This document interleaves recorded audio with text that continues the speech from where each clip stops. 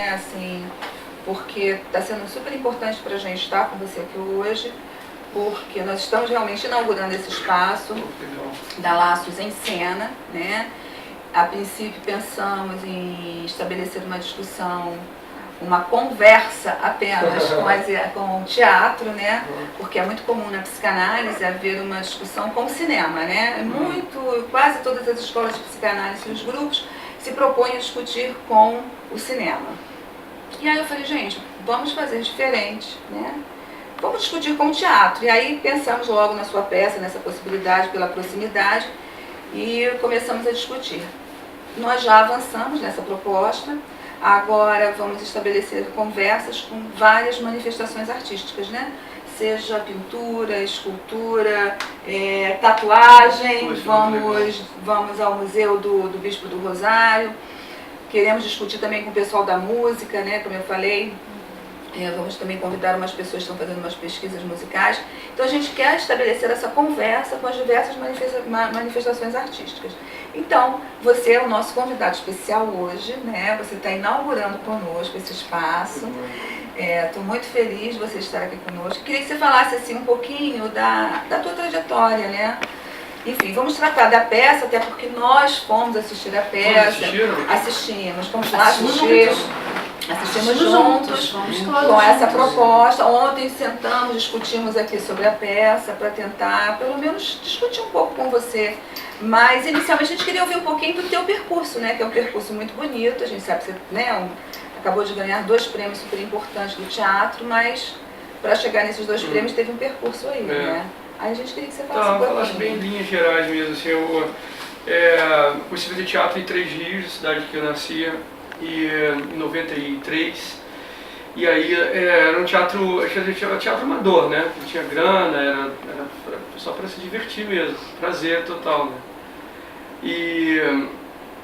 E aí o teatro em Três Rios estava passando por um momento de crise muito grande, tem um edifício lindo lá, muito bem equipado. E aí essas coisas, né? Quando vai abrir espaços, quem tem o desejo vai tomando lugar, né? E eu fui tomando de forma assim, abissal, de modo que teve um momento que eu comecei a morar nesse teatro, né? Eu levei colchonete, passei a dormir dentro de um camarim. E vivi assim uns 3 anos. Transformei aquele palco num quintal de casa. Então, todas as minhas experiências artísticas, imagéticas, experiências mais ritualísticas com o teatro, vi tudo que eu podia dentro daquele espaço. Aí, lógico, chegou a hora de profissionalizar, né? Aí vim para o Rio, fiz faculdade de teatro na Unirio, fiz interpretação teatral, né? Pensando em ser ator no início, tem aquela coisa de querer ser famoso, né? Depois eu entendi que meu lugar não era, pelo menos não o meu lugar, vou dizer, um lugar que eu realmente gostaria de estar, na maioria das vezes, não era o lugar da cena, não era o palco, era por trás dela, né? Ou pela frente do palco. E aí fiz a faculdade de direção, fiz o curso todo, terminei, concluí, depois fiz cinema no Darcy Ribeiro. E aí comecei a fazer teatro aqui no Rio com uma companhia, mas aí percebi que era na verdade só fiz um deslocamento, né, de 3 dias para cá, porque mesmo depois da faculdade eu continuei fazendo teatro amador, ficava até 11 horas da noite esperando um ator chegar do Projac para ensaiar uma peça, tinha que terminar o ensaio 1 hora da manhã, porque tinha uma atriz que tinha que acordar às 6 horas para trabalhar numa loja de roupa no Shopping da Gávea. Então assim, eram 2 horas de ensaio por dia. Quando consegui ensaiar numa sala menor do que o tamanho dessa, aqui talvez um pouquinho maior, em Copacabana, dividido no espaço com um monte de barata e rato. Eu fui estar tudo errado, sem grana, pagando para fazer peça, uma luta para conseguir fazer as coisas, tudo errado, né? Vim para cá fazer teatro profissional, viver disso, estou pagando para trabalhar e vivendo só de aula, né? Aí eu saco, porque o que realmente importa, né, o que você vem fazer, aí eu falei, não, tá errado. Aí voltei para o interior, pensei uma mega estratégia de empreendimento, de transformar Três Rios num polo artístico no interior do Rio, assim, muito forte. E aí eu falei assim, bom, em 10 anos eu vou conseguir fazer essa parada. Aí conseguimos transformar o teatro lá num ponto de cultura, na época do governo Lula, né, que tinha do Gilberto Gil foi ministro,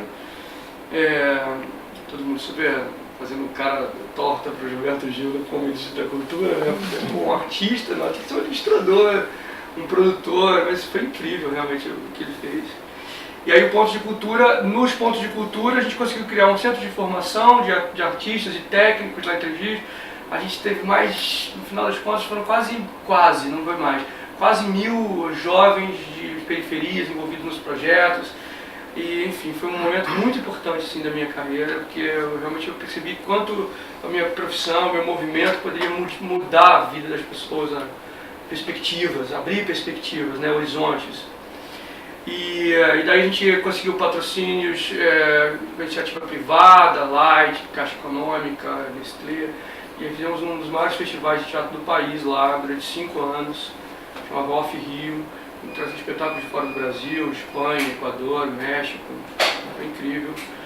Que é também uma forma de criar, de intercambiar, né, de troca também, então às vezes você está ali produzindo, criando, pensando, e não fazer isso que estão fazendo aqui agora, né, porque isso é que é legal, né, você tem o grupo de formação, mas você também está abrindo possibilidade de troca, né? E aí criamos uma companhia que trabalhou um pouco na contramão do senso comum. Todo mundo sai do interior para vir para o Rio ou para São Paulo para construir uma história. As pessoas geralmente saem do interior, né, dos interiores do Brasil e vêm para Rio e São Paulo para se solidificar artisticamente. E a gente fez um movimento contrário, saiu do Rio, que já estava de alguma forma o movimento começado, e fomos para o interior construir uma história. Aí isso interessou muito a imprensa, tem que ser uma matéria incrível de capa da gente na Folha de São Paulo, falando dessa contramão, e aí foi onde a parada estourou. Aí as pessoas começaram a ter um olhar, começaram a fazer uns festivais grandes festivais internacionais, fomos para a Alemanha, fomos para a Argentina, fomos para o Chile, e aí a coisa começou, todo mundo olhar, que companhia é essa, quem é esse cara? E aí até que quando foi em 2016, eu me separei, aí fiquei meio à deriva, não sabia se ficava em Três Rios, já estava ficando pequeno, muita coisa acontecendo aqui. E aí o Babaioff me chamou para fazer o Tom na Fazenda, me mandou o texto em inglês, porque cara, eu não leio bem, em inglês não, em francês, mas eu não leio em francês.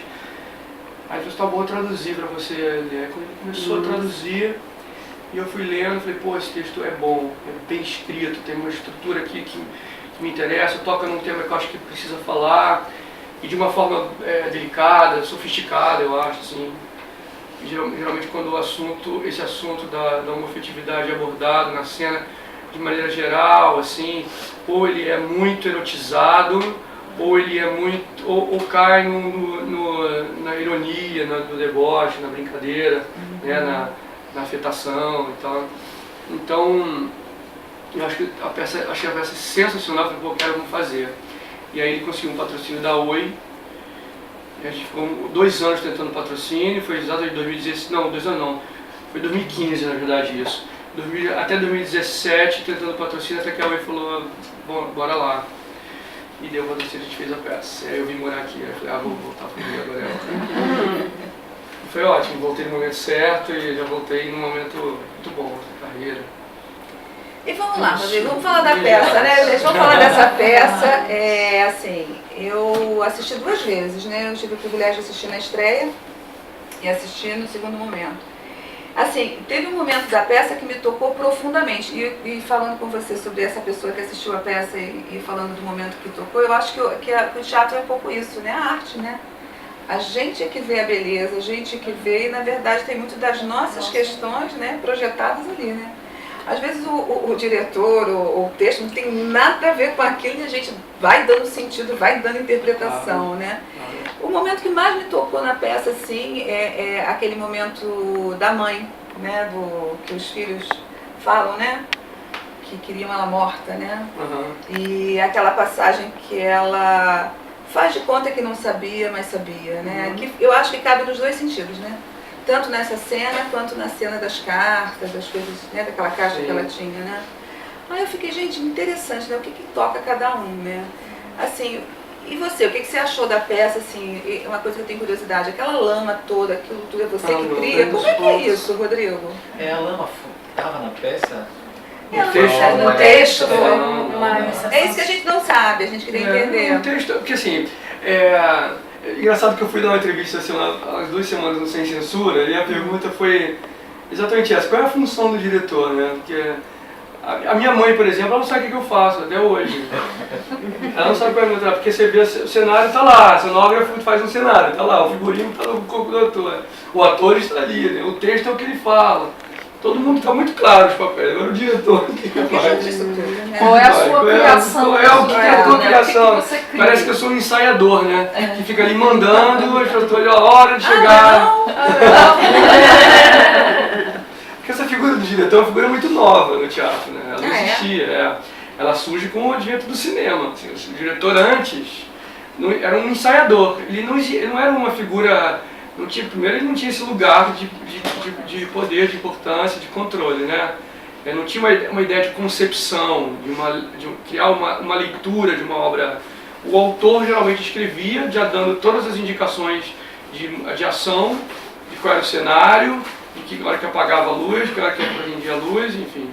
E aí o ensaiador ele traduzia a linguagem do papel para a cena e conduzia o ensaio, né?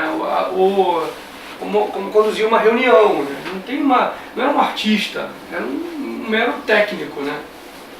Só que no final do século XIX, aí começa a surgir, obviamente na França, algumas figuras que começam de alguma forma, subverter um pouco a lógica do espaço.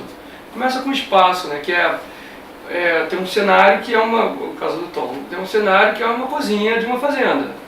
E o autor escreve lá, cozinha de uma fazenda, de gado, aí faz uma descrição realista da fazenda. E aí um caboclo virou e disse assim, pô, eu não quero reproduzir essa fazenda, não quero botar, que era muito comum no século XIX, quero pintar telas no fundo do cenário. Não quero fazer isso uma coisa bidimensional, o teatro tem 3 dimensões, tem volume. E aí esse cara começa a subverter isso. Aí ele, em vez de botar um sofá na sala de uma casa, ele bota um quadrado de madeira. Ou em vez de colocar uma abajur, ele, sei lá, bota um refletor de teatro, uma panela em cima desse quadrado, constrói não tem uma relação de espaço, por exemplo, com uma escada. Ele vai e coloca uma escada, uma rampa, bota um ator subindo, falando, e aí começa a trabalhar as relações do espaço por conta das relações, como se estivesse transferindo para o espaço as relações internas dos personagens. Então essas relações, se eu tenho uma relação com você de opressão, ele coloca o meu personagem em um lugar mais alto, então ele está mais preocupado em tornar visual as relações numa esfera mais pessoal do que o comportamento ordinário, né, cotidiano. Uma representação física, óbvia, né? Exatamente. E nisso, ele começa a criar uma relação mais artística com a cena e menos técnica, né? E, enfim, o Tom explora isso de uma maneira que eu achei sensacional. É quando, não sei se é isso que você está dizendo, né? Ele para a cena, quer dizer, né? E ele começa a falar. Eu achei de uma genialidade, quer dizer, aquilo ali tem a tua criação? Não, ali não. O texto já propõe essa relação de várias interlocuções. Ele fala com o namorado morto, ele fala consigo mesmo, difícil, né? E fala com as pessoas que estão na coisa e fala com a plateia. E as pessoas que estão relacionando com ele não escutam o que ele diz para o namorado, para si mesmo. Isso é uma proposta do texto. O que eu criei, além disso, é que tem a ver com essa cena do pinto que o menino falou, é que eu criei em alguns momentos eu faço um movimento inverso. Eles escutam o que ele fala, mas não veem o que ele faz. Então ele cai na lama e levanta, e as pessoas continuam conversando como se nada tivesse acontecido. Ele abaixa as calças, ele levanta a camisa, as pessoas continuam conversando e não veem. Então eu ampliei um pouco a relação que estava só na palavra, na fala, para o visual também, para a ação física, né? Mas então é isso, o trabalho do diretor se tornou uma relação, um trabalho menos técnico e mais artístico, e com isso o meu trabalho é para além de ensaiar os atores. Eu leio o texto e penso como vou traduzir isso no espaço, na sonoridade, que aspectos eu vou enfatizar ou não. Se eu, por exemplo, teve uma montagem, o autor veio aqui na estreia lá no Futuro, um ano atrás, e um canadense. Essa peça estava sendo montada no mesmo momento em 7 países, e ele costuma assistir.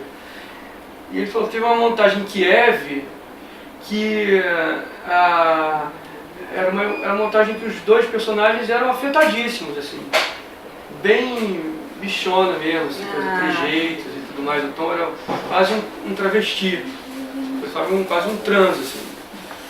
Mas eu achei interessante o que você falou, né? Porque quando você fala assim, o papel do diretor na peça, eu fiz um paralelo com o papel do analista, que é desconstrução, né? Você pega uma coisa que está pronta e vai desconstruir para construir algo para além daquilo que está ali fixo, né? Então é como se fosse um analista também, o processo de análise, né? É tirar do lugar, né? É tirar do lugar, né? Nossa, veio morar nesse pensamento. Agora, voltando à história da lama, tá? Qual era a função da lama, tá? Assim, o que eu vi ali, né, foi o seguinte. Quando começa, tem o barro. O barro não, a terra, né? E à medida que a peça, pelo menos foi a minha escuta, a minha leitura, à medida que a peça vai desenvolvendo, né, e eles vão mergulhando nessa história da homossexualidade, que está ali clara o tempo todo, mas ninguém fala, a lama vai começando a aparecer. Né? Não sei se foi essa a sua proposta, né? Tanto que a mãe é a que está menos suja de lama. Ela só aparece suja de lama quando ela tem aquela fala que eu achei muito interessante, que aquilo que os filhos dela não falam para ela é porque para ela não saber.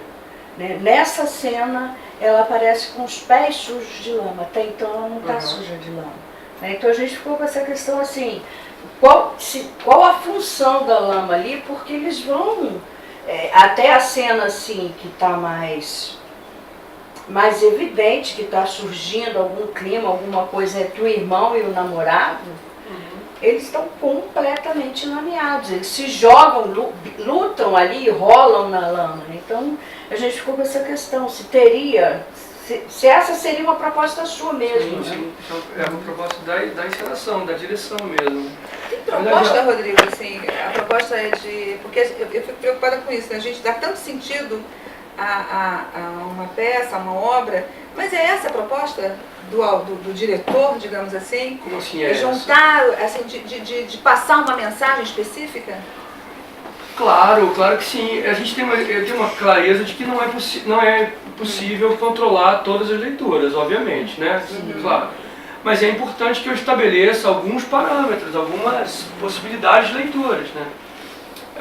E uma coisa que eu tenho pensado muito no meu trabalho é tentar um pouco prever que possibilidades de leituras eu teria que seriam mais universais, mais coletivas, que poderia... Então, assim, eu não estou fazendo um espetáculo para uma pessoa, né, como eu estou fazendo para um grupo de pessoas. Quanto mais pessoas esse espetáculo atingir, melhor. Então, então tem uma série de camadas. A questão da lama, por exemplo, para a gente falar disso, a primeira coisa que vem na minha cabeça é o seguinte: o Tom chega na fazenda. Bom, uma fazenda. Qual é o mínimo elemento material que eu preciso para dar conta desse lugar? Isso é uma coisa, primeira, para mim, muito importante. Eu não é por uma...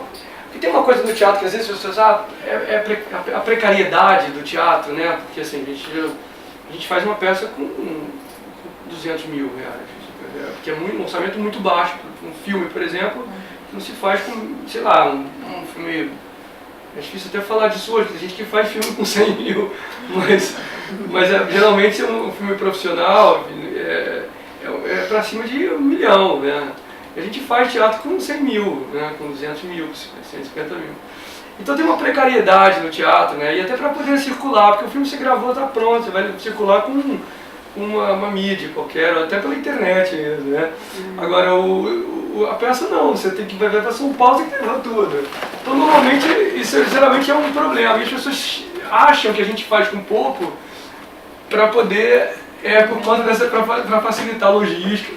Mas não é. No meu caso, por exemplo, está muito ligado à questão do mínimo, está ligado a uma necessidade de deixar o ator e o texto em evidência.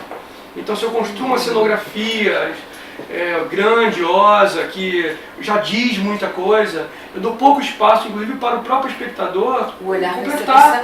dos personagens.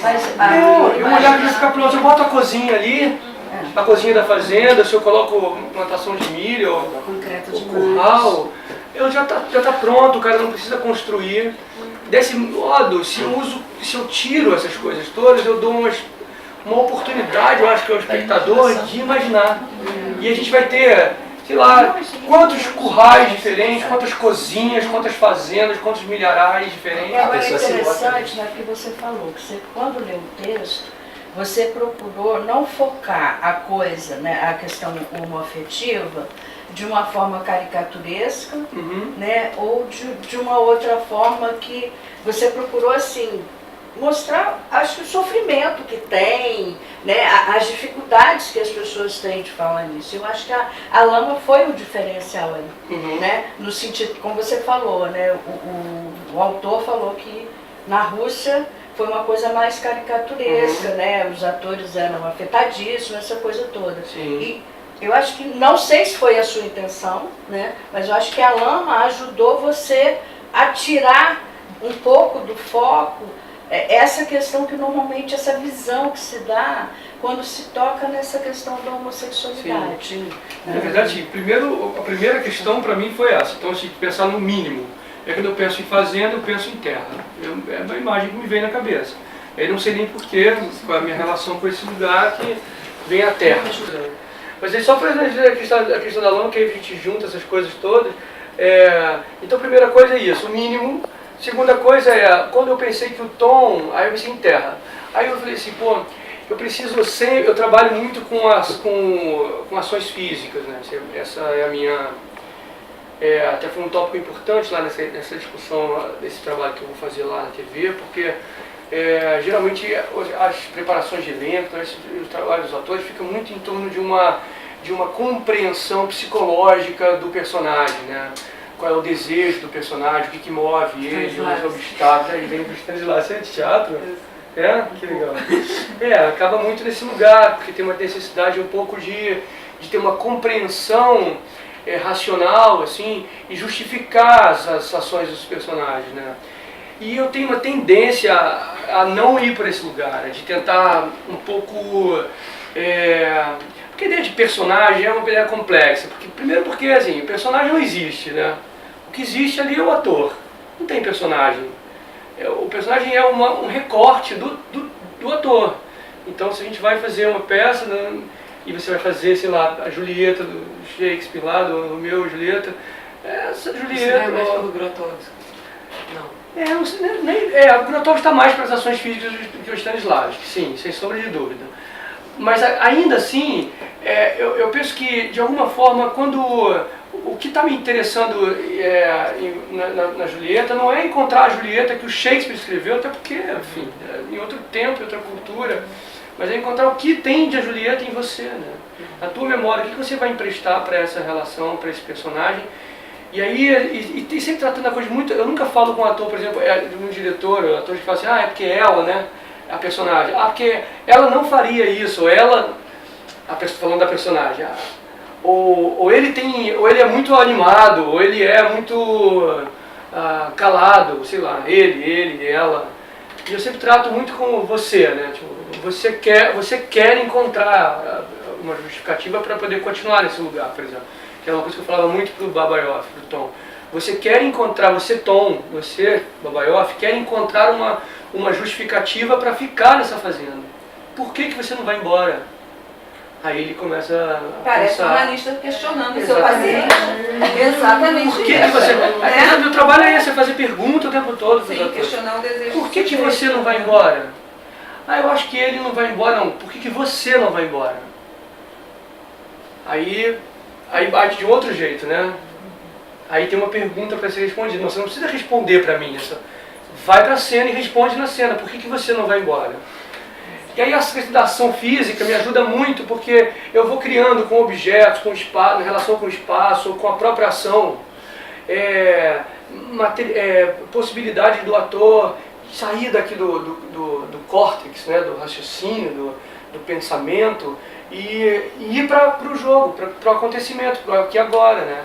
Então eu fiquei pensando assim, como é que a gente faz para criar um ambiente instável para esse Tom que está chegando nessa fazenda? Essa fazenda é hostil para ele, as pessoas não sabem que ele existe, quem ele é, ele não sabe o que fazer, como se comportar, o que pode falar, o que não pode falar, é totalmente instável. Estrangeiro. Totalmente, ele é um estrangeiro, e é um estrangeiro num lugar que ele não sabe que lugar é, ele não tem intimidade com aquela mulher, com aquela família que é a família, que deveria ser a família dele. Lugar que ele não existia, Que ele não sabia existia, sequer que ele era exatamente. amigo, Exatamente. né, do namorado, né? Ele chega lá se apresentando como amigo e a gente nem sabia da A existência existência dele como amigo, que dirá de namorado. Isso, exatamente.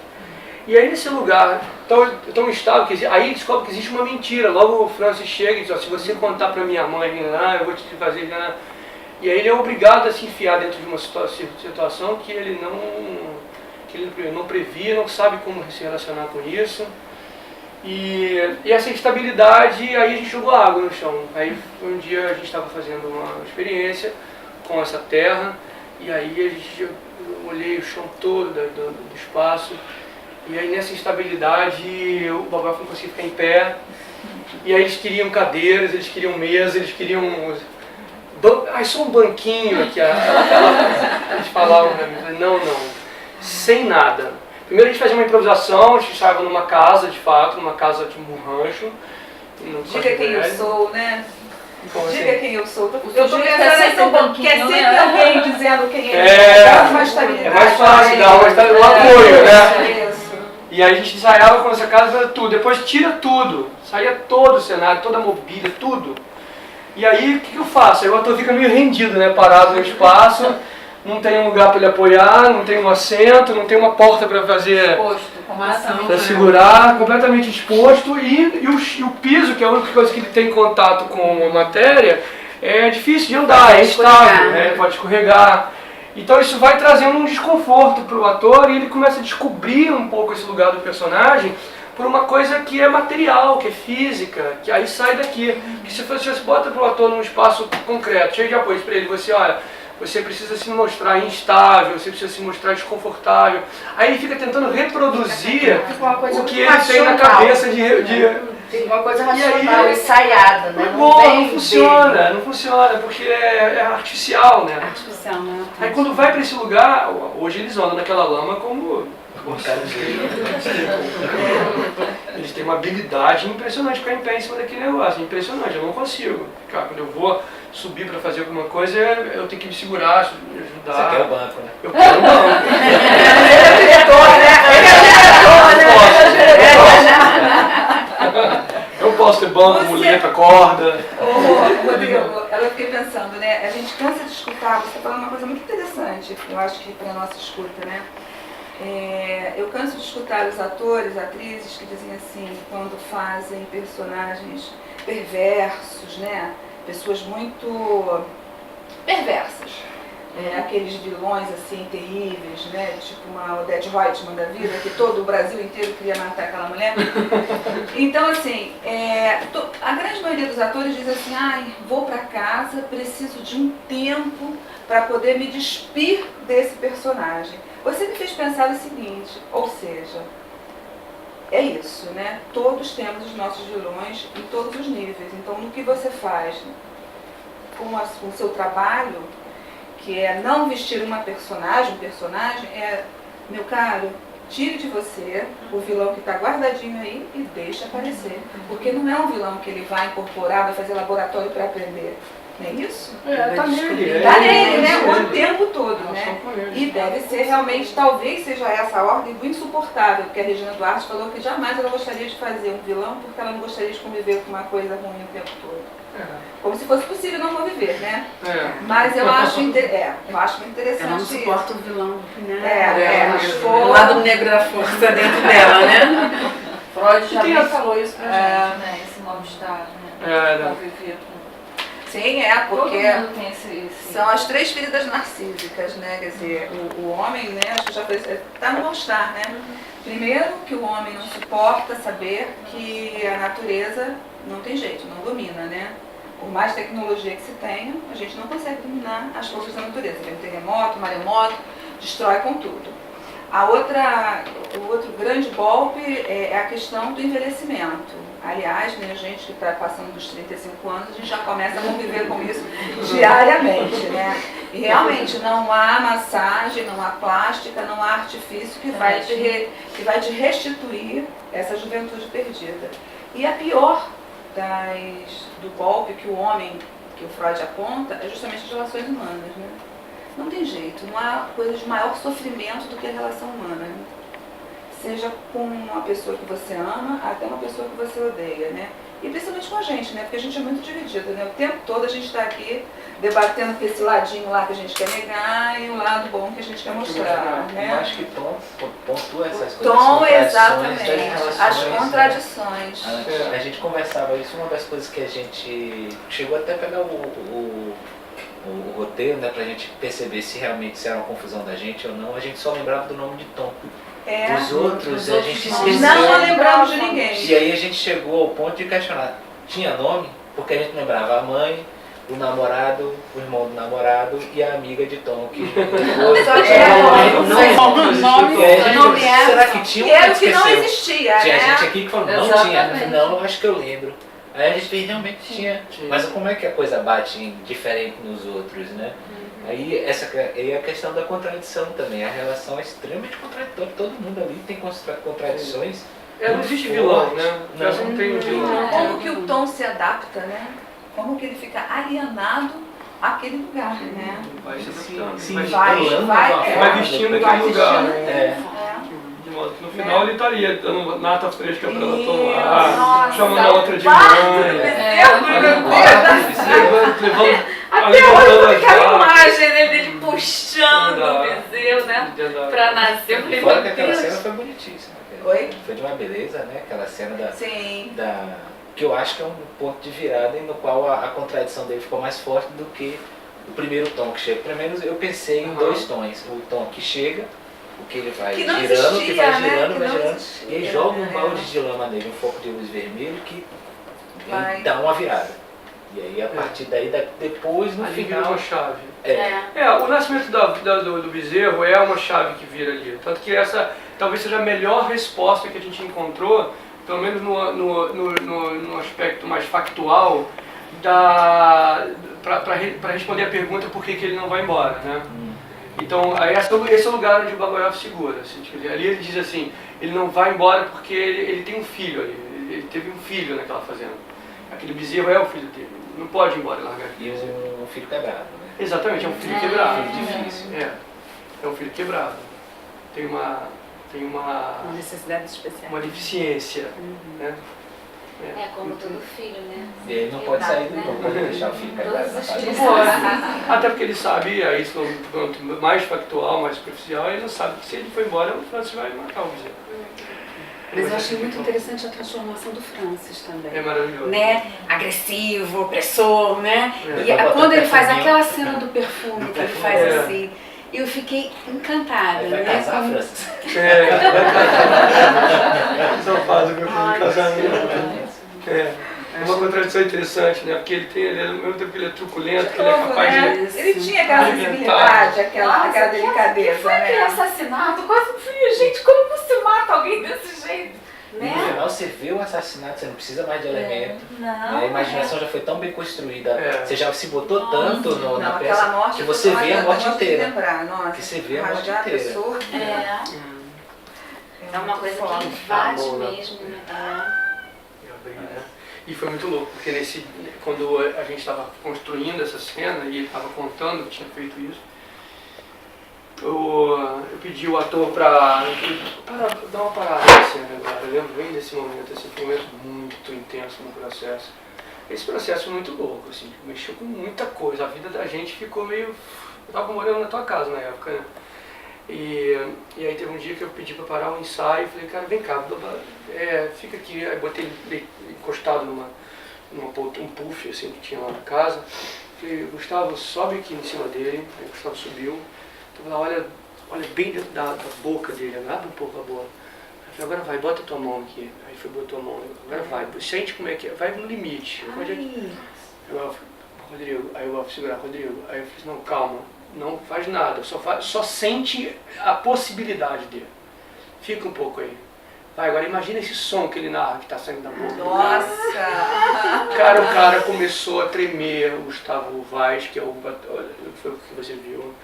Ele começou a tremer, daqui a pouco a lágrima escorria assim do babá, e aí os dois chorando com a mão ali. Aí eu falei, tá bom, pode tirar. Ele não conseguia sair dali, ele ficou com a mão na boca do cara e chorava igual uma criança. Nossa, porque é muito forte. Porra, é forte demais. Aí ali ele entendeu o que era isso mesmo, o que é essa invasão, porque eles se batem o tempo todo, mas tem um lugar aí também do universo do homem, né, a forma de fazer carinho, né, que... Lembrei do Clube da Luta. Tem tudo a ver. É na porrada que eu demonstro afeto e tal. Mas esse lugar é um outro lugar. Né? Porque na hora que ele, de fato, coloca as mãos dentro da boca de alguém...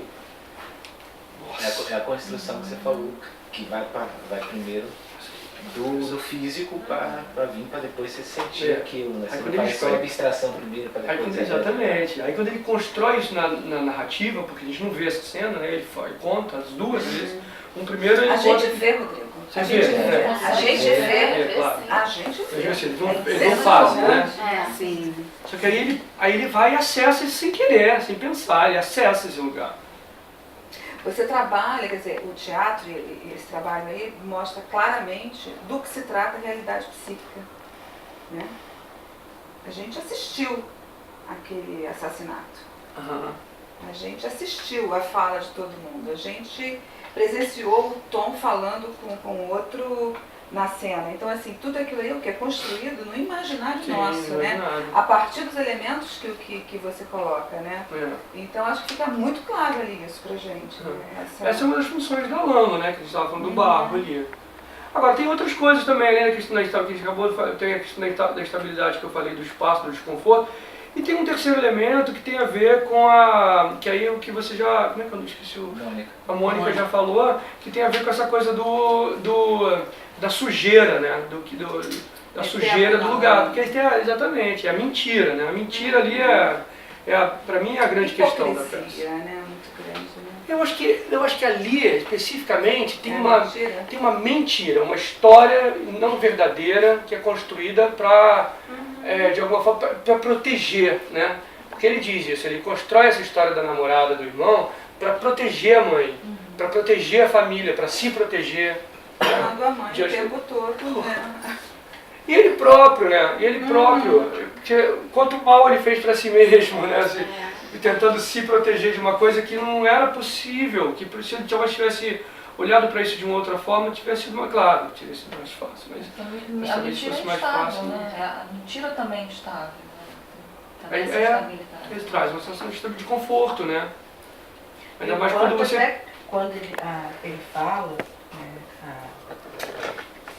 quando ele tem aquela fala que a Edna citou, né, de que ele às vezes preferia que a mãe morresse, ele queria que a mãe morresse, era a única forma dele se libertar dessa mentira, ele foi sendo enredado ali uma coisa que no final tornou-se, né, opressor para todo mundo, para a mãe porque ela sabia, mas né, não queria saber, para o filho que construiu toda essa mentira e não estava mais dando conta, né, para o próprio Tom. Exatamente. Quer dizer, o quanto essa mentira, a morte da mãe seria a forma de romper com toda essa mentira. Né? Seria mais fácil, né? Seria a forma mais fácil. E também de libertação em tantos sentidos, né? Porque assim, o Francis ele passa a peça inteira dizendo isso. Você quer saber por que eu continuo aqui, morando nessa fazenda com minha mãe? Eu sou um cara bonito, tenho uma fazenda grande, eu poderia me casar, eu poderia ir embora, eu poderia fazer todas as coisas. Eu estou aqui com 30 e tantos anos, aprisionado nessa fazenda, cuidando das mesmas coisas todos os dias e cuidando dessa mãe. Eu não posso abandonar essa mãe aqui. Porque é lindo isso, né? Que tem uma contradição, porque tem muito amor também, né? Muito amor por essa mãe, muito amor. Acho que tem tanto amor que ele não sabe lidar com isso, né? Por isso que é melhor que ela morra. Exatamente. Muito Ele não amor. tem coragem de É muito amor suportar. insuportável, né? É muito amor que ele tem. E é isso que é lindo, né? De ver que é um personagem tão violento, né? É E aí, lógico, é lógico. Começa a aflorar, né?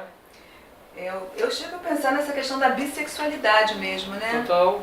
Né, da bissexualidade sem nenhum pudor assim de ser colocado, né? Eu tenho uma teoria sobre que eu construí, obviamente, para poder, de alguma forma... Eu não tenho nenhuma resposta exata e definitiva, né? Estou sempre também pensando. Penso no ano em cartaz, eu às vezes questiono também coisas que eu elaborei lá atrás. Eu tenho uma teoria com relação à relação do Francis e do irmão morto. É o seguinte, por que ele, né, tentando entender um pouco o que se passa na cabeça dele para abrir a boca do garoto, né? Calar alguém abrindo a boca. Calar alguém abrindo a boca, né? Porque exatamente o que ele faz é isso, Calou ele pela vai boca. calado, Calou pela boca. né? Mas ele cala abrindo, é um movimento contrário, né? E aí, nisso a gente já sabe que a gente está de cara de frente com um personagem extremamente contraditório, né? A ambiguidade do personagem está nesse ato, ela está representada nesse ato. E eu fico pensando o seguinte, ele fala do irmão, quando eles moravam na fazenda ainda, né? O irmão era um pouco balizador, assim, da vida dele, né? Estabelecendo referência. Era o irmão que levava ele para aula de dança, que dançava com ele no curral, que ensinava ele a dançar, que arrumava namorada para ele, dizia o que ele tinha que fazer, porque o Francis tinha a menor habilidade, né? Isso fica muito claro, ele não tem habilidade social nenhuma, ou muito pouca. E aí o irmão era essa ponte com o social, e era o irmão que levava para tomar banho de rio, de chuva, e era o irmão que ajudava ele a fazer a cuidar das vacas, enfim. O irmão dormia com ele. E ele transfere isso pro Tom. Né? Ele vai transferir isso pro Tom depois, claro. Quando o Tom chega, é por isso que ele não quer que o Tom vá embora, né? Fica. É isso, eu preciso de você aqui porque eu perdi uma... E aí o que é interessante é que lá atrás, no passado desses personagens, me parece que a referência de amor, desse amor, da cumplicidade, do companheirismo, né, da parceria, estava nesse irmão. E aí, quando um outro aparece e diz assim, eu tenho que falar com você sobre o meu irmão, sobre o teu irmão, é um assunto delicado, e ele já leu os cadernos, ele entende que há um outro homem nessa relação. Meu irmão não é mais só meu, ele é de outro homem também. Não, meu irmão não. Então, o que ele diz que é para proteger também, numa camada, também abre uma possibilidade de uma forma inconsciente, eu acho, de ser por ciúme, por medo de perder, por tentativa de ruptura de uma relação que se estabelece, porque você imagina, qual que o irmão, quando ela lê o caderno, é muito claro isso, né? Que eles falam ele fala que vai com Paulo para além do pasto, para outros lugares, ou seja, esse Paulo que ele abriu a boca, que estava tirando a companhia, o irmão, roubando o irmão dele, né? A peça que eu achei interessante que você falou no início, que a peça conta uma mentira mais do que uma hipocrisia. Mas a peça também conta uma verdade compartilhada entre todos, porque parece que todos sabem da história. Ela não é só a mentira, ela é uma verdade compartilhada por todos os hipocrisia, né? Mas aí todo mundo tem um papel naquela mentira.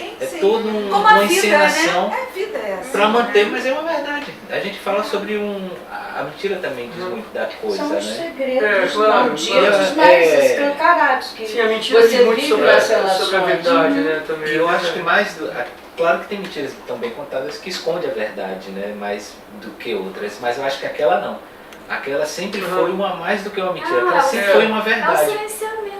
Mas um silenciamento em que todos ali sabem. Sim, mas é a transmissão através do silêncio. Mas a ideia de saber aí, só levantando aqui uma questão, porque essa ideia do saber, no caso da personagem é porque eu tenho a impressão de que como é que eu vou falar sobre isso com vocês, psicanalistas? Que a gente... É porque tem um saber que também não é total, né? Eu Sim. sei de alguma coisa, de parte da coisa, de um... mesmo que seja inconsciente. A mãe, por exemplo, a gente... É claro que assim, a primeira leitura que eu fiz do texto, eu penso, essa mãe sabe. Mas é um Mas saber ela- que não se sabe, né? Exatamente, É, esse é, é o que é bacana. Aquela frase mais linda da manhã. Se ele não me disse, não era para eu não saber. Não era para saber, né? Não era. Não vou ser, É respeitar a intimidade e os segredos Eu dele. não quero saber, porque nos cadernos, se ele não me disse, eu não quero saber das coisas nos cadernos. Porque ele não me disse É, olhando olhando olho nos no olhos, olho. exatamente. olhando nos olhos. Ela entende que há alguma coisa diferente, que há algo que não tá encaixado naquele lugar. Mas também, eu trabalhei muito com a Kelsey, no sentido de... na contramão, às vezes eu trabalho muito também com a ator na contramão daquilo que parece. Então eu dizia para ela assim, não, você não sabe. Ela dizia, não, ela sabe, ela fala isso aqui, ela desconfia, tudo bem, mas ela vão partir do pressuposto de que ela não sabe. Mas eu acho que dos atores ali, eu acho que ela é, assim, que conseguiu transmitir essa coisa do O mistério. mistério. A gente sempre fica na dúvida, eu ela sabe adoro. ou ela não sabe, É né? verdade. Mas ela o parte, manejo ela dela é parte fantástico. do pressuposto de que ela sabe e que tem uma ciência velada, inconsciente, sei lá, enfim, que ela sabe, mas ela não quer ver, né, que é o que geralmente se fala sobre esse tipo de relação da mãe no contexto da homoafetividade, né? Esse Sabe, não quer mas ver não não quer é ver. consciente, porque a gente também às vezes faz confusão, né? Sabe, mas não quer ver. Não suporta. Não suporta. Não suporta. Exatamente. Então, não sabe. Não sabe. Não sabe. Exatamente, é um mecanismo, se Então, chama não denegação. Eu sei, mas delegação, mesmo agora já assim. vou ler. Eu sei, mas mesmo assim, né? É ótimo, é isso, não sabe. Não sei. sabe, não sabe. Então, vamos trabalhar com essa ignorância, Kelsey. Porque se a gente trabalhar na outra via, não tem dúvida. Mas Não tem mistério. disso não sabe, né? Disso eu não quero saber. Tem aí uma coisa de eu não quero saber. Tem na delegação, tem. Sim, mas é inconsciente. Sim, né? é inconsciente, É claro. Não, porque quando Mas a gente tem. fala no senso comum, assim, eu fico às vezes com dó de muitas mães que ela sabia, mas ela não queria ver. Não. Ela sabia, mas numa dimensão que ela não suportava e ela desenvolve um mecanismo para não saber. Né? Tanto que quando aquilo é desvelado, ela se dá conta, né? Eu já presenciei casos assim que a pessoa efetivamente ela vai contando e recontando para si mesma de sempre ter sabido, mas não podia ter entendido que sabia, porque ela não tinha condições mentais para isso naquele momento. É uma construção muito difícil, né? Sim, é São as mães que têm filhos, né, homossexuais, enfim, né? A questão às vezes de traição, essas coisas, né, que você está ali o tempo todo compactuando com o outro e não se dá conta, né? Aspas, né? Mas sabe o que É eu um processo pensei inconsciente. verdadeiramente em relação a essa mãe e o irmão que ficou? Que na verdade para ela tudo bem. A questão não era dela, era dele, era do irmão. Ele é que não dava conta da Sim. homossexualidade dele. Então nada podia aparecer. Porque essa mãe já tinha lido esses cadernos. Parece que a mãe tava... Não, ela não tinha Não lido. tinha lido? Não. No fim, Ela sozinha ela leu. lê. Pra mim, assim, a coisa pra ela Ela tava passava mais a noite tranquila. Não, mas para ela seria tranquila. E Se ela foi tivesse, tranquilo, se o né? irmão tivesse dito, se o filho morto tivesse dito para ela quando foi embora, olha mãe, a situação é essa e eu tô indo embora por causa disso, ou pô, filho, e agora eu tô indo embora, mas agora eu tô te dizendo isso. Talvez ele pudesse ter ficado mais dias na casa dela quando ia visitar, né? Porque ele sempre ia embora no dia seguinte, né? No mesmo dia, aliás, ele fala isso. Ele sempre chegava aqui dizendo que estava indo embora. Talvez ele também não suportasse conviver com essa mãe sem saber quem ele era de fato, né? Ou pra sustentar a mentira do irmão, né? Ficou porque uma ele coisa aí compactou um muito... pouco a Ele mentira que compactou, mandou. ele manda foto, ele manda foto, ele compactou. E é muito interessante porque é um personagem que não aparece na história, quer dizer, não está na peça, mas a gente fica Acho sabendo que tá muito... Vai sendo construído aos pouquinhos. Ele vai sendo construído por outros, né? E que nunca sabe exatamente o que é verdade sobre ele, exatamente, né? Porque nos cadernos é totalmente romantizado, mas E ele próprio escreveu. Aí chega a Chega amiga a dele que desvenda pro namorado que ele não É. sabia uma fase que ele Ele como traiu todo mundo. Era andar na moto. Aí tem a foto é dele. É. No momento em que ele É. sai com o menino da moto. Sabe, aí ela conta, não, porque a gente fez sexo e mais de uma vez. Sabe, aí ele fica, meu Deus, eu também não conheço Tom. Tom não, o namorado. Eu namorado, Tom também não conheço, ninguém conhece o cara. Né? Ninguém, nem a mãe, o irmão, Ninguém conhece o cara. E morreu. Ninguém sabe mais dele. Uma dispensa onde eu imagino você subindo num banquinho, criança, para pegar não sei o que. E quer dizer, ele agora está no espaço no lugar onde esse garoto se criou, se formou como indivíduo. E aí, enfim, acho que pode ser também nesse movimento, né, de querer conhecer Ele que não existia, né? Ele chega ali, e ele passa a fazer parte da vida, da história do namorado. A ponto dele imaginar isso, né? Vejo você fazendo isso, aquilo, aquilo outro. E é triste, né? Aquela coisa de ele ficar mandando a mensagem para aquele cara morto, né? Nossa! Até o final da peça ele tá ali dizendo, eu vou dizer para sua mãe que o Francis foi tratar. Ele guarda o celular no bolso. É o que ele tem, né? É o que sobrou. Mas é uma ausência que se faz presente, né? É uma ausência faz uma diferença. Igual o Godot, né? Me lembra do Esperando Godot, que nunca chega. Mas aí só de estar esperando já é uma coisa que gera essa expectativa e aí termina a peça e não chega e tudo. Quê? Mas não é um objetivo, né? Já quebra a expectativa total, né? Até porque a gente falando de verdade, mentira, não existe uma verdade, né? Sabe que não existe uma verdade. Presença na ausência, né? A presença, a gente pode pensar na questão da presença do analista, né? Também. É a presença ausente. É a presença ausente, né? Porque no final das contas ele, eu acho que o personagem que fica o tempo todo na cena, o namorado morto. Ele não sai em nenhum momento, ele está ali o tempo todo. O tempo todo pairando ali. Mesmo não estando. Ele não chegou, mas ele também não saiu. Ele também. Ele não chegou, ele também não saiu. É verdade. Ele tá todo mundo. Ele está até o último instante, né? Não, mas tem um velório, né? Não tem? Tem um velório. Depois ela vai ao cemitério visitar ele. E ele está o tempo todo falando com o cara, né? O tempo inteiro ele fala com o cara. E ele organiza a interação das pessoas. É por conta da morte dele, que eles estão ali. Por conta da falta do filho para a mãe, é por conta dele que a mulher vai, é por conta dele que também o namorado vai, por conta dele que tudo aquilo ele está acontecendo. Ele está lá o tempo todo. Está ali. Qual é o nome dele? Eu tava lembrando disso, a gente não sabe. É o namorado, William. Mas a gente chama de namorado. Chama de namorado. Namorado Tom. Ele não tem namorado, filho, não tem no texto, de fato, o nome dele. O nome dele aparece numa rubrica, numa orientação de... É um completo desconhecido. Acho que algum uma rubrica assim, a mãe pega os cadernos do William, entre parênteses, assim, tipo, não aparece, ninguém fala. E é muito louco, porque o Babaioff, quando estava fazendo a tradução do texto, ele tratava também um cara sem nome, né? Ele conta isso, é bonito ele falando, que ele estava traduzindo o texto, estudando o texto, ele não tinha nunca pensado nesse nome, não sei o quê. Aí que eu estava lá, quando ele foi para pegar aquela rubrica para traduzir, aí ele viu o William. Ele disse que na hora que ele viu o William, que parece que a figura se tomou forma na imaginação dele. Nomeou, né? Cara, eu fiquei muito emocionado nessa hora, comecei a chorar. Falei, cara, essa pessoa existe, ela realmente... Eu falei, caramba, por que esse cara não botou o nome dele na peça, né? Porque a mãe não fala, o William não sei o que... Porque não...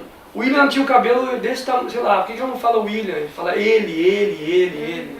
Mas aí também tem uma relação que, pô, essa peça tem muitas camadas de interpretação, né? E tem uma coisa religiosa também, né?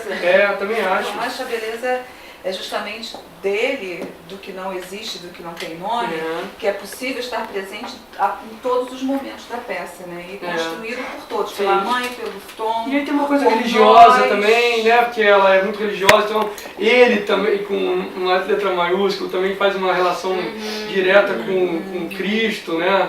E ela fala o tempo todo disso, né? Ele esteve aqui na nossa casa, ele nos ensinou o amor. Gente, vamos lembrar do pai morto, né? A questão do pai simbólico, né? Que a gente lida com essa questão do pai morto na psicanálise, né? Que é o pai que representa justamente questão simbólica, né? Um pai que está morto, mas que morto no sentido simbólico, né? Então ele meio que incorpora esse pai morto pra gente também. Pois é, é interessante isso. Muito interessante, muito interessante. Então são elementos que estão na linguagem, né? que estão nas teorias, que está na vida e que está no teatro. Né? Acho que tudo se faz um cruzamento. Né? Eu acho muito interessante isso, porque quando a gente fala de teatro, ou fala de alguma obra de arte, a gente está falando também de psicanálise o tempo todo, entendeu? E tá falando da gente também, né? Exatamente, falando de vida. Porque a psicanálise está no popular. Está no popular. A psicanálise é pop, né? Psico é pop, né? Não, a Já vou gente dar esse slogan, né? Psico é pop. A gente tava falando isso ontem. olha só, né? A Isso é nossa ótimo. psiconsultas é a psicanálise é pop aqui, a Laços é pop. Que maneiro, né? Isso é muito legal, né? Isso é muito legal. E só pra pegar um gancho que você falou da... me perdi. Peraí. Você tá falando do... Me perdi. Enfim, deixa eu falar. Não lembro. Alguma coisa que você falou que me Depois trouxe... volta. Essa coisa da arte, você falou do teatro. Que a psicanálise está A na arte. psicanálise está no mundo, está na arte, Ah, a arte sim. está na psicanálise, e a Porque vida quando a gente está tá tudo falando, junto, né? tá tudo junto. Não tem separação. Não tem como você falar de uma obra de arte, a gente está falando da gente mesmo, né? Num processo de ensaio que durou 3 meses, um mês, um terço do processo, era a gente sentado numa mesa falando da gente o tempo todo, das nossas memórias, nossas diferenças. Às vezes vem na primeira pessoa, às vezes vem na terceira pessoa, a gente está falando da gente. Às vezes, né, vem com outros nomes, é uma referência de um livro, de um filme, ou de uma, sei lá, de uma vizinha. Associação livre mesmo. Mas é o tempo todo falando da gente. Eu acredito muito nisso, assim, que uma parte do ensaio para mim é resgatar a memória, sabe? É colocar a memória para fora. Porque não tem como, não existe outra possibilidade. A gente não pode criar qualquer coisa que não esteja fora de você, né? Eu Só acho que é a que mesma existe. liberação, né? Você, o fazer artístico e talvez falar numa análise, né? Porque é uma liberação muito grande, né? O fazer artístico, ele não... E ser Não pode artista ser forjado, e né? representar deve ser muito interessante, né? E Porque você de fato dá uma licença poética, né? Ao teu eu no sentido, né? De agir, de fazer, de ser, colocar em ato de ali estar, né? toda Em a ato, tua né? perversidade, Em ato, toda a ato. tua maldade, a É buscar agressividade, isso, né? e a beleza também, né? E todo o teu amor, O amor, toda a generosidade, É, né? Exatamente. Porque não há uma censura para aquele Aham. ato dele, né? Eu trabalhei agora com essa companhia dos atores, não sei se eu podia nomear, mas enfim, vou ter cuidado com esse vídeo aí. Não, que eu trabalhei agora com um ator que ele tem muita dificuldade em amar, em ser afetuoso, muita dificuldade com isso. E também aí ele vai pra cena e é um poço de generosidade, de amor, de doação, de entrega. Que coisa que Só na ali vida que não pode, só ali que ali se eu permite. posso, aqui na vida não, Só porque é ali que se perigoso, né? permite. É arriscado, né? Mas aí tem um espaço de abre os canais para essa. E é muito legal, porque o teatro tem essa possibilidade mesmo, de você fazer isso muitas vezes. E de autodescoberta também. Gente, Sim, então vamos total. parar de fazer análise? Vamos É engraçado. Agora Eu ele fiz se parte de um grupo que era curso de teatro. uma residência artística e é engraçado que era exatamente isso, como era um teatro físico, tinha muito essas imagens, né? Os textos vinham por imagens, às vezes um bifão desse virava uma frase que era dada no meio de uma ação que já dizia tudo, né? Um grito mudo, uma coisa do Pirandello. Aí vinha, tem aquela história do pai que pegava a enteada e aí a mãe sabia, mas ela não sabia, fingia que não sabia. E aí tinha essa situação também. E aí tinha uma cena muito bonita que era uma atriz que ela fazia a performer, né? Fazia a mãe e aí ela, quando ela via, ao invés dela dar o grito, ela fazia um grito mudo, assim, e era muito bonito. E é engraçado porque só de encontrar essas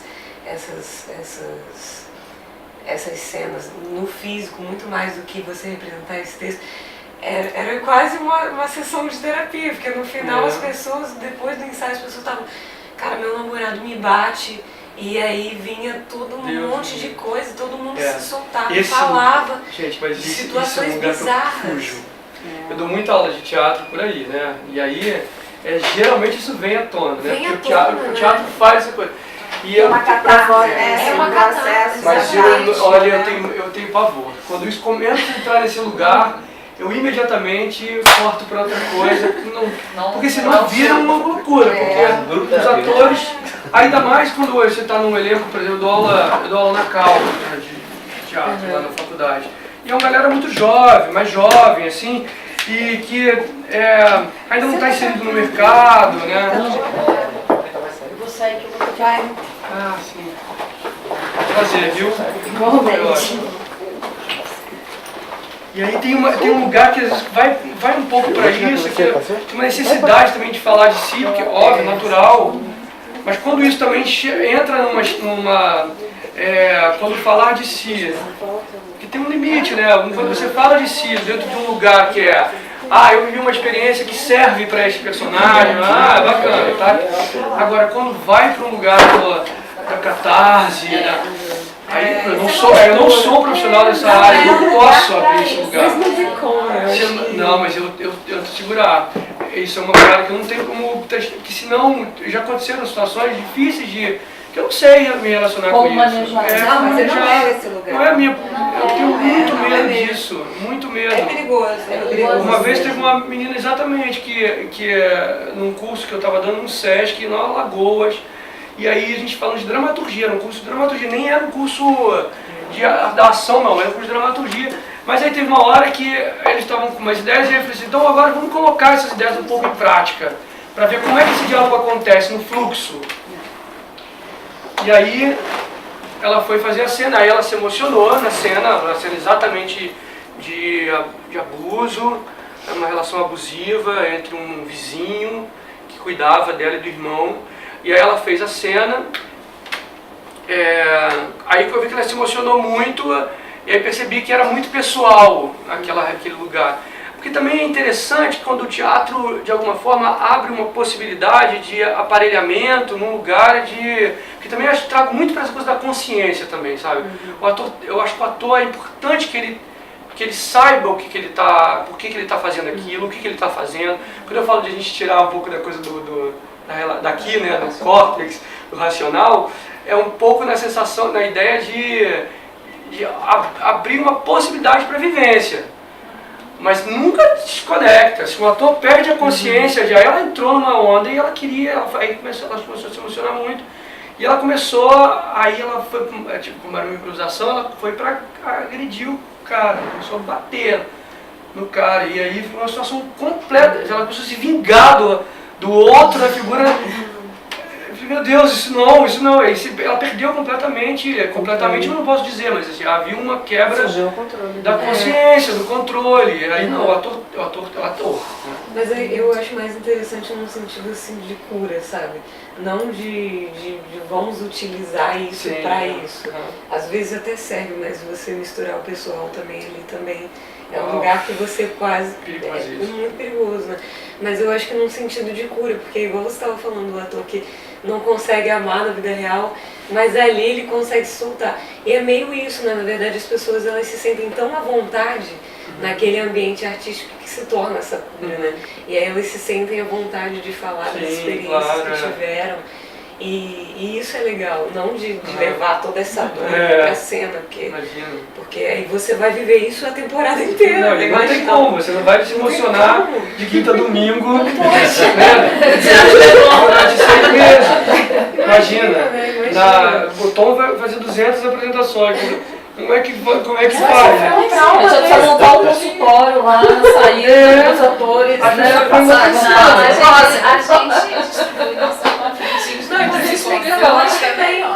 Porque os espectadores que se observam ali, se espelham. Visto, se amado, né? A Cristiane Torlone uma vez falou que todo artista é louco, né? Ela falou isso, é louco. É louco nesse sentido de viver genuíno, todas essas vidas. Exatamente. Genuíno. Mas ela falou, eu acho que ela chegou até a falar de uma coisa de uma esquizofrenia, assim, né? Mas ela falou muito dela, né? De que é essa coisa, né, Ou seja, o pessoal Viver. teatro é problemático. Quem não é? Quem não é? Quem não é? Aí vamos só para pegar um gancho disso com o que a gente estava falando há pouco tempo sobre o mito do artista. Ah, sim, tem um estereótipo, estereótipo. Só para pegar um pouco disso, porque assim, eu realmente fico tentando entender porque peraí, você falou que é do esquizofrênico, né? E parece tão esquisito isso, porque eu acho que é meio mito esse lugar, sabe? Todo mundo tem suas questões, seus problemas, sua loucura, um vazão, um mundão, não importa em que. E eu acho que de alguma forma a gente vem acho que isso vem de um tempo mais antigo, de que talvez tenha a ver com esse lugar do artista famoso. Porque o artista que tem fama, né? Acho que não só artistas de teatro, mas acho que um político, pessoas que estão o tempo todo sendo vistas. O nível de grau de privacidade na vida é muito pequeno, né? Então, você imagina, o cara não pode... Ele tem que estar o tempo todo se vigiando, porque tem olhos, ele está sob vigília o tempo inteiro, no espaço público, né? E tem uma outra coisa que tem a ver com a expectativa do outro. Você tem que estar o tempo todo também atendendo as expectativas do outro. Você tem que estar bonito, você tem que estar arrumado, você tem que estar com o cabelo assim. Você não pode se dar o direito de estar tipo qualquer coisa. Essas revistas que ficam o tempo todo atrás das atrizes e dos atores no seu cotidiano, E aí quando o cara se Com a cara estressa e arrancada. faz alguma coisa assim porque tá estranho mesmo, também é Aí começa a excentricidade, às vezes começa nesse lugar, né? Passei do lado de Mônica, eu tava, eu tava pensando na morte da bezerra, qualquer coisa, Mônica me passou do lado, eu não vi ela. Ela, como é que se diz? Ela falou, acorda, eu tomei um susto. Sabe, eu vi, falei, meu Deus, ela tava num raio de visão, a 30 centímetros de mim, eu não tava vendo nada. Mas você sabe que isso Aí imagina um artista passando de óculos escuros com o analista também. Que cara arrogante, Que coisa assim. no lugar, né, o analista não pode ir pro carnaval, o analista não pode, entre aspas, né, ir pro bar beber, o analista não tem visa, né? Mas uma vez... Quer saber? Véspera de carnaval, aqui nesse consultório ainda. O paciente vira pra mim, boa leitura pra senhora nesse carnaval.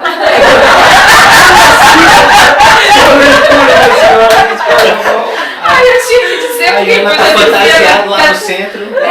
a folha na mangueira, tá? Porque a gente é desfilado. Tem uma irmã gêmea, assim, aí ele ficou tão surpreso que ele falou, nossa, eu jurava que a senhora só lia. Maravilhoso, né?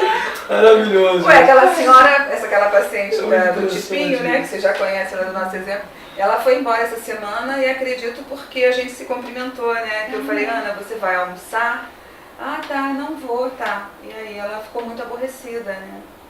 Como é que eu posso demonstrar alguma coisa que ela não quer saber, né? Do nível pessoal, do nível pessoal. Mas às vezes o contrário também é incômodo. Por exemplo, teve uma vez que eu estava em Salvador, bêbado, num ponto de ônibus, fumando cigarro. Bêbado, Léo? Como assim?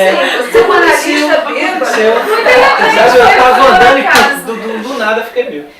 Eu tava num ponto de ônibus, num lugar, no centro de Salvador, onde só tem prostituição. Tô aqui, fumando cigarro, esperando, penso que nem tava com mãe, olhando pra cima, o ônibus atrasava pra caralho. Aí eu tô aqui, passa um cara, um camarada que tava vindo do mesmo lugar que eu atendia, ficou do lado, eu falei, puta que pariu. Você me revoltou, é só eu andando de ônibus, mas eu fiquei, porra, eu tô incomodado. Muito doido. Eu tava assistindo aquela o outro série. também muda você não Essa série Coroa, né? Eu fiquei fascinada, aquela que conta a história da família real inglesa. E eles falam uma coisa maravilhosa, que é essa questão da transferência, né? A coisa de uma certa magia, de uma certa distância, porque você precisa ter uma certa distância para você poder acreditar nesse falso verdadeiro do teatro, né? Alguma magia tem que ter ali, né? Então, assim, a família real falava isso, né? Para que eles possam, uma coisa meio de uma certa distância, né? Exatamente. E a gente, Rodrigo, só para esclarecer isso que ele está falando, a gente faz não é porque nós, analistas, tenhamos que ser formaisinhos, não. É porque a nossa presença na vida da pessoa que está sendo tratada incomoda, né? Como o caso dessa moça. A minha presença foi invasiva demais para ela não suportar. Então, assim, com o tempo, isso vai mudando, né? A gente vai mudando. Nestor, por exemplo, a gente hoje em dia, né, viaja junto, faz uma série de coisas, mas teve um tempo, quando eu fazia minha análise lá, muito atrás, eu encontrava com ele na comida aquilo e eu ficava paralisada. Eu ficava atrás da pilastra, deixava ele passar para depois eu passar. Isso com o tempo foi caindo, né? Aí ele virou um ser humano, né, normal e tal. Mas tem uma época que é necessário esse afastamento, entendeu? Assim, explicando em miúdos, né, isso que você falou, é a questão da transferência, né? Transferência e análise. O que é a transferência, né? Lá, nosso amado Freud já dizia, né, que a análise nada mais é do que uma relação amorosa. Mas é uma relação amorosa construída nessa transferência. E o que é uma relação amorosa? Você constrói, né, o que você quiser em relação a esse outro que você vai amar. O amor é uma construção. Então, aquilo ali tem que ser preservado. De uma certa maneira, a transferência sustenta, o analista sustenta esse amor de transferência, para que a análise aconteça. Entendeu? Entendi. Então, assim, tudo que está fora disso causa estranhamento no outro. É como se você estivesse apaixonado por alguém, e ele fizesse algo que está completamente fora daquilo e aquilo ali te assusta. Né? Então, essa relação com o analista, ela é baseada nesse amor de transferência. Mas isso então, dentro da psicanálise ou em qualquer outra... Não. O Freud se apropria dessa possibilidade nas relações, porque quando a gente está apaixonado, a gente vê uma outra pessoa, né? Revestida, a gente chama de agalma, né? Um brilho que você coloca no outro, né? Então, muitas vezes você se apaixona, basicamente, pelo teu próprio narcisismo, mas você coloca no outro aquilo que você quer ver. E a relação, são todas as relações, a gente está sempre nessa mão dupla. E o Freud se apropria desse fenômeno das relações e traz isso para o setting analítico, onde a gente pode escutar um outro sabendo dessa relação de transferência, né? Então, quando ele está com raiva de você, quando ele não está com raiva de você, quando ele te ama, quando ele não te ama, quando ele falta, quando ele não vem, tudo passa a ter um sentido dentro dessa relação, né? E a gente tem que estar ali como suporte da transferência, suporte mesmo de suportar. Muitas vezes essa criação que é o outro, não é você, é um analista. E não então, se enganar, um analista né? para cada sujeito que entra em análise. E não se enganar, que é o Você é amor, professor, né? você é professor. Tem um pouco da relação Tem essa com o questão professor. É isso aí. A gente bota como professor. E muita gente se equivoca, né? E acha que está sendo amado de verdade, né? Nossa, O isso é paciente muito me ama, relação né? com o Não professor. ama ali algo que você O que tem o Lacan vai falar que é o grande outro aí, né? Ele coloca nessa relação com o analista todas essas relações que ele vem trazendo, né, ao longo da vida dele. E o final de análise é justamente esse final que o outro cai, né? Que você não está mais apaixonado, que você quer ir embora. E muitos analistas... Você vê o outro do jeito que ele vive, não, cai, aquilo ali cai exatamente como você, assim, ué, você me amava, você não me ama mais? Não. Então eu acho que até ama, né? Porque eu continuo amando o Nestor, né? Eu acho assim que tem uma Mas importância. é diferente. Sim, mas hoje o Não Nestor, não é aquele amor que você construiu ali, aquele invólucro ali que você Já criou. existe um furo. Existe na uma nariz, outra. tem mais aquele Exatamente. imaginário de outra ordem. Agora, Rodrigo, você É está muito encerrando, legal. né? Você agora está indo para televisão. Como é que é isso, né? Então, eu não sei ainda, né? Você Como é que é uma vai linguagem que ser. você nunca Nunca fez trabalhei ator. com TV, mas eu acho que eu tenho um pouco a impressão de que eu vou lidar mais, eu vou começar a trabalhar mais com esse tipo de, que a gente está falando, esse artista do mito, né? Das figuras que vão Famosos, insensadas e que Com tem egos poder, muito inflados e muito poder, né? Porque Verdade. também esse lugar da fama no nosso país, não só no Brasil, óbvio, mas dá um poder, né? O artista famoso, ele entra no restaurante, ele come o que ele quiser, ele é muito bem tratado, muito bem servido e sai sem pagar muitas vezes. Às vezes o restaurante oferece. Eu vejo com quem às vezes eu saio, é impressionante a relação de idolatria, né? É um negócio impressionante. Então fica famoso, Rodrigo, assim que você vai comer em todo. Aproveita, convida o pessoal da Lapa, a gente A moral de análise para suportar todos esses erros aí que você A falou. diretora não fica no palco, né? Que você falou. Não é o foco. Aí acaba que o cafame, essa coisa, não é tão forte ao diretor. Não é. As pessoas não me reconhecem, né? Não sabem. Esse é o meu nome. Eu sou um nome. Na ficha. Atrás, eu sou um nome só. Então, quando eu te falar, Rodrigo Portela, no meio artístico, no meio da imprensa de cultura e tal, as pessoas reconhecem o nome. Mas não ligo. Eu chego nos lugares, ninguém sabe que eu sou. É o compositor, né, Rodrigo? É igual o compositor. Igual o compositor da música. Exatamente, o cantor é o cara que o compositor está ali. Então a relação também é uma relação mais confortável, eu acho, sabe? Eu não preciso, igual chegou às vezes num festival, num grande evento, como foi o Festival de Curitiba, eu achava um barato poder sentar e comer, almoçar, jantar, sem precisar ter que ficar fazendo lobby, conversando o tempo todo com as pessoas, sabe? É bom isso. Agora, o diretor tem um poder muito grande também, né, Rodrigo? O tempo todo essa relação de poder, né? Você falou da coisa do jornalista, né? Da relação de amor e você faz essa coisa da transferência. Você também não vai... Os atores o tempo todo. Porque você é referência, maestro para eles. Exatamente. E aí se você, por uma exemplo... sedução grande também. Muito grande. E aí se você, num processo de ensaio, você simplesmente dá menos atenção para um ator hoje, mais para um outro, por causa de uma necessidade da cena. Isso já começa a... Mas e eu? E a minha cena? Eu digo, não, tá bom, tá legal. Então, às vezes você tem que inventar alguma coisa para dizer, só para não deixar aquela pessoa sem um retorno, sem uma... É muito pouco isso, né? E às vezes quando você, por exemplo, enfatiza alguma coisa na peça, que aquele ator não é, de alguma certa maneira... privilegiado por aquele crivo que você quer fazer, né? Aí o ator quer discutir com você e diz assim, não, mas peraí, mas o meu personagem é muito importante para a solução dessa crise estabelecida aqui na peça. Eu digo, não, eu acho também, mas eu não acho tanto, porque... Não, mas aí ele quer te convencer de uma situação que para poder de alguma forma... Porque essa coisa, no final das contas, o ator quer ser amado. Ele quer ser visto e quer ser amado. O nosso paciente também. Não é ver mudar o mundo, não. Não esquecendo. Porque se a obra de arte é você, sim. Você imagina você estar fazendo uma obra de arte que você é a obra, não está? Pois é, mas é a diferença das outras profissões, né? Porque a gente às vezes trabalha para que o trabalho apareça, o nosso trabalho, não a pessoa. Uma pessoa, o ator trabalha para que ele apareça, né? A pessoa. E é tão frágil, né? E é tão frágil ao mesmo tempo, né? É verdade. E aí talvez essa esquizofrenia que a Chitrona tenha falado, talvez venha um pouco desse lugar, assim. A gente bateu um papo depois do prêmio Cisgrei, ela estava lá apresentando e tal, a gente conversou, conhecia a mãe dela, o pai dela, todo mundo de Petrópolis aqui.